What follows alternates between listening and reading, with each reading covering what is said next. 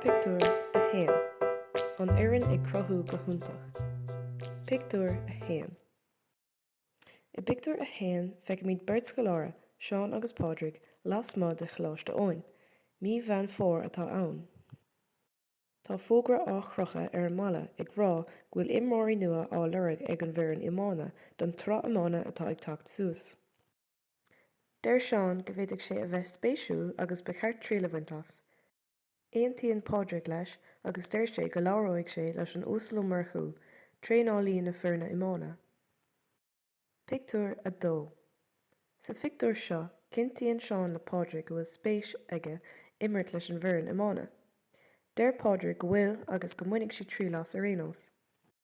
Téann siad go dtí oifig an uasal ó murchú chun ceistena a chur air faoi cad a bheith i gceist leis an bhfoireann imána. Cuireann Pádraig ceist air cén táim a bhíonn an tréanáil ar siúl, agus freagraíonn an túsal ó murchú go mbíonn sé ar siúl gá lá in aghaidh na seachtaine tar éis scoile. Pictiúr a trí.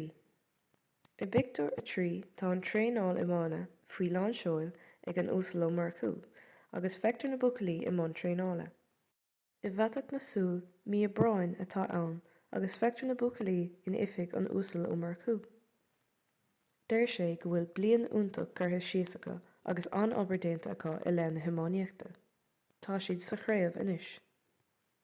Pictiúr a ceathair. Cuirtear fógraí suas ar fud na scoile ag rá go mbeidh busanna don chraobh ag imeacht ag a dóchlog. Íortar ar na daltaí dul ann agus tacú leis an bhfoireann. Imeacht iontach a bheidh ann gan dabht. Pictiúr a cúig. I Pictiúr a cúig feicimid an cluiche imána ag lán ama. Fuair chláiste óin an lámhan uachtar ar chláiste Pádraig agus bhuaigh siad an cluiche.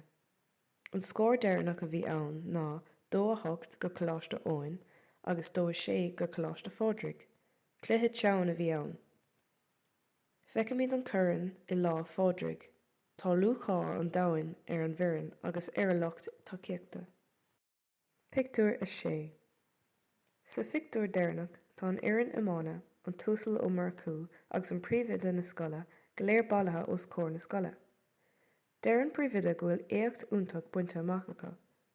Molann sé go háirt sa spéir iad agus gealann sé go mbeidh cóisir mhór ar siúl dómh go luath.